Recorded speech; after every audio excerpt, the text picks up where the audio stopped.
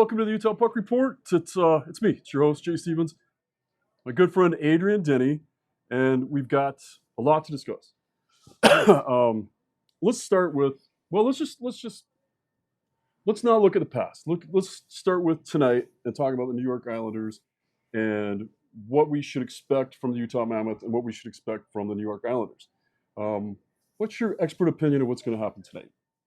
I think the Mammoth are going to come out and build off of what they did on Wednesday night, like the second game of the year against San Jose after the game against Calgary, where they were down 1-0 after a tough trip, came back and just kept pushing and found a way to win the game, and were able to build on that and turn it into a 7-game winning streak. I think we're going into similar territory here, and I liked how they played really the whole game Wednesday. Just needed to push through it when you're playing a goalie like that who's young and not as NHL tested. I think we've seen it several times. Well, he had 2 NHL games before that, right? One. Oh, that was a second. Okay. Yep. They can stop the first 16. They can stop 20 of the first 21, 27 of the first 29. But if you keep going on them, you're going to break through. And that's what the Mammoth were. Unless you run into Boucher or somebody like that that's on there, that starts out and just is unbeatable. Yeah, but a guy like that who's been an AHLer for most of his career, kind of like what Utah was able to do with Samuel Ayerson last year of Philadelphia. That was a year ago tonight? Was that Philadelphia game a year ago? Philly game was February 4th last year. I don't know how you remember when Gunther got the overtime game winner. It's the only thing I can remember. But that's stuff as it pertains to hockey games. I'm just trying. I thought it was it was Carolina. I'm sorry, it was Carolina. Carolina game a year ago yesterday. Yeah, Veggie had his kind of breakthrough performance. As long as we're talking about the game the other night, and we're looking at a complete flip of the script from last season where the Mammoth would win on the road but couldn't seem to win at home, and now they're winning at home and then struggling on the road against teams that you'd expect to struggle against, obviously, but the second period jinx or collapse or whatever. I just went through every second period goal that we've given up in the last 10 games. And it's been the same goal. It's on transition. It's guys coming into the zone, and it's the F1 and the D1 both going to the same guy and leaving the back door open. And then that they work on the coverage in practice. So you got transition, you got broken coverage, and ends up in a wide open backdoor goal that most goalies can't save. Even like Veggie or Patrick Waugh, who's here in the building tonight, those guys aren't going to save those wide open backdoor goals. And it always happens in the second period. You've seen a lot of hockey games. Have you ever seen anything as confusing as that? Like as a stat or as a thing that's happened? I think most of the goals that the Mammoth have given up in those situations have come off of, starts to periods where they're controlling the action, and it was a mistake in the offensive end, and it can come back in a hurry. And it was the struggle on the trip, and in the third periods, mistakes offensively that lead to goals on the other end. So you just gotta eliminate those, because Utah is not allowing anything. 3 of their last 5 games, they've allowed shots in the teens. They allow the fewest shots in the NHL. Yeah. So we'll see against the Islanders tonight, who just won in Vegas 4-3 last night. Yeah. But they were outscored 3-1, 5-on-5. They did their damage on the power play to go up 2-0, shorthanded to win the game in overtime, and 6-on-5 to tie the game in the third period. So they also are the best team in the NHL off the rush and entering the offensive zone, and they're creative in how they do that stuff, and they also don't turn the puck over. So you make those mistakes against the Islanders, they usually cash in, but so if you eliminate those, you're not allowing anything 5-on-5. They scored 1 5-on-5 goal in Vegas. They're on a back-to-back, but Bill Armstrong pointed it out yesterday when he was on with Hans and Scotty G on DKSL Sports Zone in his weekly visit. The question comes up, well, they're in Vegas tonight, back-to-back in Utah tomorrow, and said some teams play better on back-to-backs, which, as we've seen with this Utah team, Yeah. the more they play, the better they play. Yeah, and it's fun. I watched most of that game last night just to see what we were in for tonight. Islanders look good. They're obviously well coached. And you see a guy, a 10-year Canuck in Bo Horvat, who clearly is leading that team. But let's talk about some of the exciting stuff with this year's first overall pick, Matt Schaefer, coming into town. He looks like an NHL vet already. I've got his stats. He's got, played 16 games. He already has 12 points as a defenseman. And it's hard not to get a little excited to see him. And then to also think, like, technically Utah won that draft, that lottery. And if it wasn't for the rule put in a few years ago, that could have been our guy. I'm not saying that we're not stoked about Denoye, but you watch this kid play. He's in the NHL already. He looks NHL ready. He's a phenomenal defenseman. And those are fun things to look forward to seeing tonight as a hockey fan, but maybe a little bit scary as a Mammoth fan. I think they're strong defensively as a whole. Their decor is really solid, and he's a young 18. And Mike and I were talking about it today on our Mammoth Daily episode. When was the last time you saw an 18-year-old come into the NHL? Number one as a D-man, but number two, doing the stuff that he's done. He had a goal and an assist in Vegas last night. He can get his shot through. Yeah, he's been off to a great start, and the sad story with his mother and then his billet mother before that, both passing away from cancer. Easy kid to root for, and he seems like a really nice kid too. And you're talking about him as an NHL veteran. I was watching his post-game media availability that he did from the game last night in Vegas, and he sounds like one too. And it's funny. I know the NHL, probably better than any other league, has the opportunity to say, hey, bring in their draft picks and say, this is what your life's going to be. This is how you should handle the media. This is probably how you should handle your money. I remember when I went to Shattuck St. Mary's, they kind of had a class. It was like, if you go pro, these are the things you should do. But they didn't cover a lot of the media stuff. But it seems like everybody has really high-quality answers now. And they're ready to step right into the media booth and almost be announcers. It just seems like that's one of the things that you have to appreciate about the NHL and these young kids they're bringing in. It starts in rookie camp. Half of the rookie camp that you see right after the draft is other stuff. It's interacting in public with the media, managing your money, nutrition, off season. These kids are coming straight into the NHL when they come into these rookie camps, and you see it the last 2 years up in Park City. They have a couple on ice sessions and they have a scrimmage, but 50% of that is the off ice stuff and how to handle everything from those items. I think it's amazing. I think it sets them up for success as people.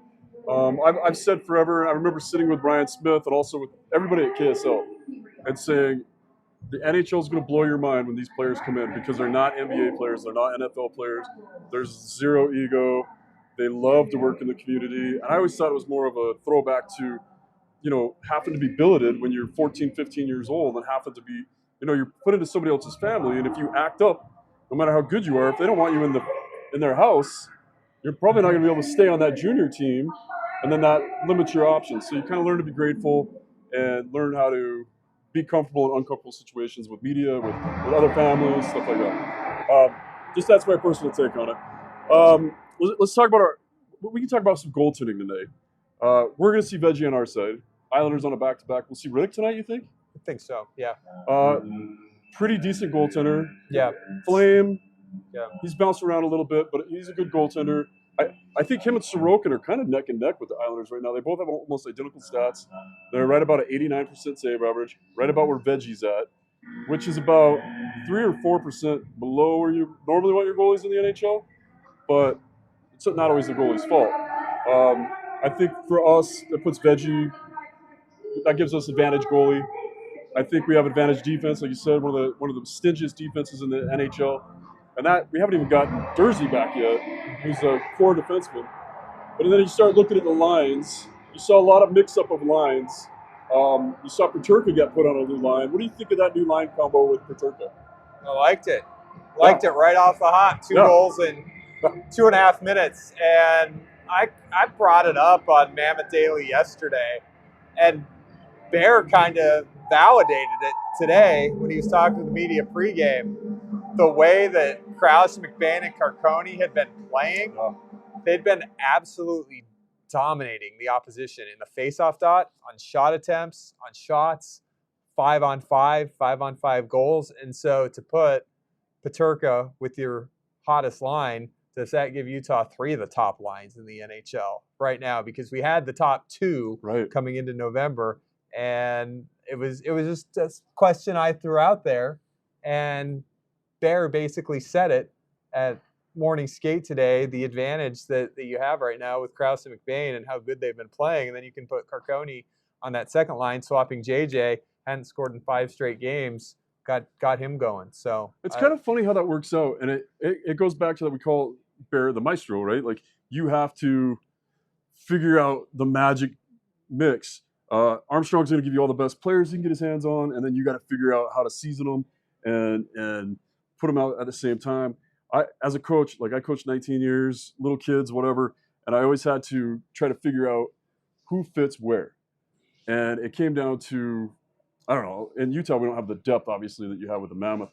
But it's cool to see a guy like Carcone who, famously did not think he was going to be here this year, find a real solid spot, and he's contributing like he said he could, like he thought he could. They found a spot for him, and he's contributing. Same could be said for Yamamoto, who also kind of wasn't expected to be here this year. Spent all year in the minors. You figured he'd look for another contract, but I think they saw value and made sure to re-sign him. And man, paying off in dividends and on the score sheet right away. And Yamamoto's doing a lot of stuff that doesn't show up on the score sheet. And I think I can't remember, is it Bear that called him the biggest player in the NHL for his size? Yeah. Yeah. I mean, today, in fact. Yeah, these guys are just phenomenal players and doing phenomenal things. And I don't know. It's just I get excited because you see guys that you think aren't going to make the NHL. I interviewed Yamamoto last year at the camp at the beginning of the year, and I thought this is a guy that is a first-round draft pick by Edmonton. Edmonton's a hard lineup to crack, and then he ends up in Seattle, and you think, okay, well he should shine there, and it's his hometown. Mm-hmm. You'd really love to see him succeed, and you can't help but to like the guy when you talk to him. He's just a phenomenal guy. And I just thought last year, after being in the minors last year, it wasn't going to work. I mean, he's played over 300 NHL games, and he played with Draisaitl and McDavid on the same line in Edmonton and had that tough year in Seattle. And I think that's more indicative of the tough year that Seattle had. Yeah. It was a bad year for him. They made a coaching change, and Yamamoto came here, and gosh, you can put him in any spot, right? Yeah. Heaven forbid somebody on the top 6 went down. You can pop him in there. Right. You can pop him on the top power play unit. You can put him on the 4th line. He can do everything. And this guy, you just depth. It's what it is. He belongs in the lineup every night in the NHL. Carcone scored 20-plus goals in his first year playing full-time in the NHL after 7 years in the AHL. And it just takes the right situation. He was, it came to the organization during COVID because the Milwaukee Admirals, where he was going to play as a Nashville Predators contract, didn't play. Led the Tucson Roadrunners in goals his first year, broke the team goal record his second year, led the AHL in scoring his third year, scored 21 goals in the NHL his fourth year. It's just about opportunity and being able to carve that niche. And last year for Karks, it just didn't click, didn't hit. But when you have a good year before that and you do everything in the AHL that you're supposed to do, you think, oh, I'm just going to go to the NHL now and things are going to click. And then they don't click. How frustrating is that? And how cool it is that he didn't give up. He didn't get angry. He keeps fighting. You have to understand the situation, right? And it's cool. It's cool to see. And I hope a lot of people get this, that it's always a numbers game. And sometimes your number's not the one that's going to get called, but don't get frustrated. Don't get mad. Just work harder. It comes when your kid gets cut from the team too. I mean, Carcone had that postseason availability last year where he said he's a 20-plus goal scorer in the NHL, and we all left it, and I think he did too, with him not expecting to come back to Utah. But Mike Folta, our radio play-by-play announcer, and I were having lunch over the summer, and we're talking about Carcone, and he's like, "Would you take him back?" I said, "Absolutely, I'd take him back. I've seen him at his best. I believe in his game. I like him as a guy." And I said, "Would you take him back?" He said, "Heck yeah, I'd take him back." And before you knew it, Utah signs him to that one-year contract. Bill Armstrong feeling the same way. It's a valuable guy to have in your organization. Yeah, and it wasn't on that media availability. He said, "Yeah, I love everything about the team. I love everything about the organization. I just don't feel like I got a chance." I'm summarizing, I'm not quoting. And he basically he did it right. He didn't scorch the earth. He just said, "It didn't work out for me. I'd like to be somewhere. I can't see me re-signing here. I need to re-sign somewhere that they're going to give me a shot." So there must have been some really good conversations. Yeah, and Mike's strongest characteristic is his passion and his emotion. That's what drives him. Yeah. I think Bear and Bill Armstrong probably liked everything he said at that post-game, post-season availability because they know him. They know what drives him. They like him. And that's why he's been re-signed by this organization once, twice, 3 times. Yeah, makes sense. He's a great player. All right, so special teams. Utah's power play, still not great. 27th in the NHL. They've scored 8 out of 51 times for 15.7%. The penalty kill's doing really well, though. 80%, 14th in the NHL. Matching up against the New York Islanders, who are almost identical, 9 for 51. But that gets them to 21st in the NHL. 78% on their power play, or on their penalty kill, I mean. So the special teams seem to kind of match up, basically stay out of the box. Whichever team stays out of the box most tends to win the game. Yeah, I mean, Utah's gone 7 straight games with outscoring a power play goal, but they've also gone 7 straight games without allowing a power play goal, and they haven't gone shorthanded more than twice in the last 7 games. Their power play really hasn't had a whole lot of opportunity, which why they're not drawing penalties. I think it's something that probably doesn't hold the way that they play. I think they're probably due for a stretch where they start drawing 3, 4, 5 power plays. I think it's how they play. They're fast. They're annoying. Yeah, they're right up in your face. So it surprises me that they haven't drawn the power plays, which for me, that's the first thing. Why isn't the power play clicking? Well, you're on the power play 1 to 2 times a game over the last 7 games. Yep. It just takes some repetition. It takes some routine for power play to click like that. So I think on the power play, I wouldn't be surprised if I saw a real burst on, power play goals. Number one, because Clayton Keller, who's a guy that hasn't, taken a lot of shots. He's a distributor. Oh, yeah. He's been firing the puck. He's been making a conscious effort to fire the puck. Sergachev has been making a conscious effort to fire the puck, and it's resulted in 5-on-5 goals, but not the power play. So I think those guys have two of the nicer shots that you could have. And so Silishev's been getting off some pretty good shots on the power play as well. He's got a good shot. So yeah. I think with all those things, I think power play is due for more chances, number one, but I think they'll start clicking. It's not really an area of concern to me. I can't, and I don't think when they had lost 5-6, you're looking at the power play and saying special teams was killing us.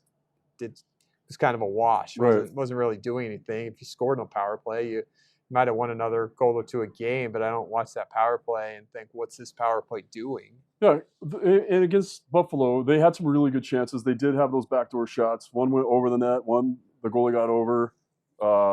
So the chances are starting to come. You're starting to see them, and that was the thing last year I kept saying, not to be the typical fan, but I guess I am a typical fan, is that, you're always saying, shoot.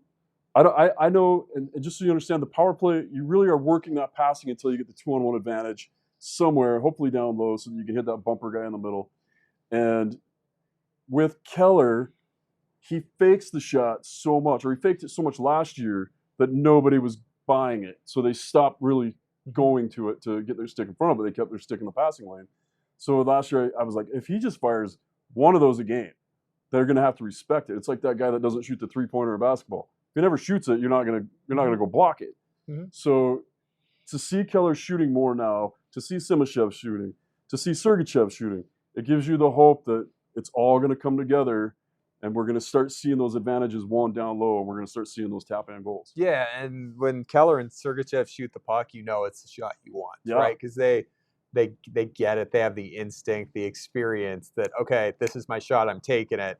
Not you're controlling the power play, you fire one in, it goes wide and rims out of the zone, right? They're quality scoring chances. Yeah, good ideas, good timing. And like I said, sometimes it just serves a message that you got to respect me, you got to come to me, or I will take that shot. Ultimately, it's supposed to be Logan, Cooley, or Gunther that scores that goal.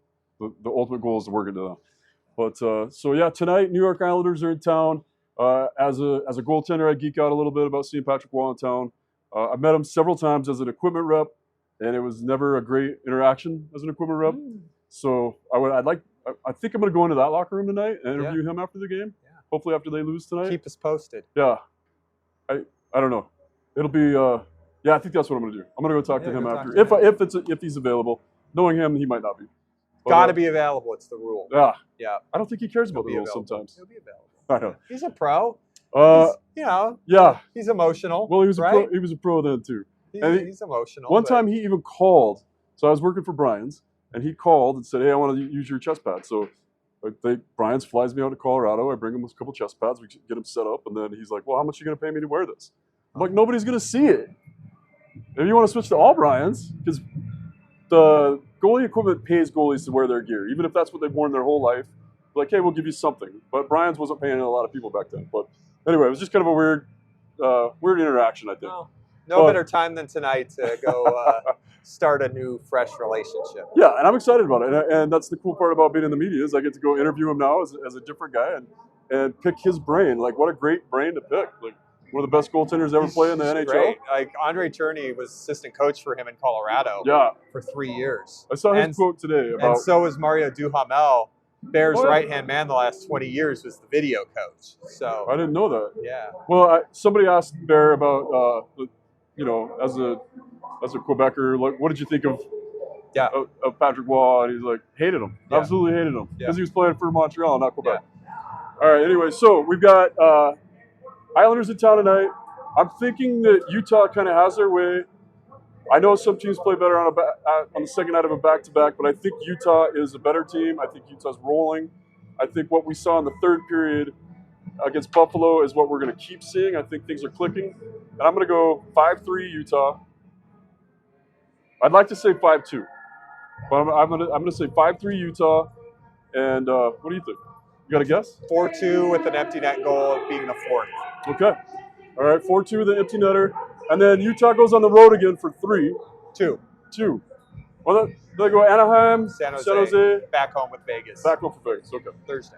All right, so that's not as long as a road trip, and those are good road trips to have. It's always nice to be on the West Coast. Yeah, I think Utah's set up for success on this trip. Anaheim's getting back from a long road trip. Yeah. Okay.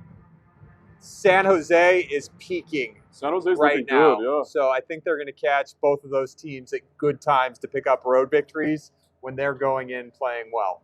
Okay. Well, there you have it. 4-2, 5-3. We'll see who's right at the end of the game. We should start putting some on us. Like, I'm not allowed. Not allowed. Well, I work for KSL, and I can't even talk about that. Okay. So yeah, we're not going to put anything on it. We're going to keep track though, and we'll just do that. Anyway, thanks for joining us. Yeah. That's the captain's log, star date, whatever today is, the 14th of November. And thanks for joining us. That's the Utah Puck Report.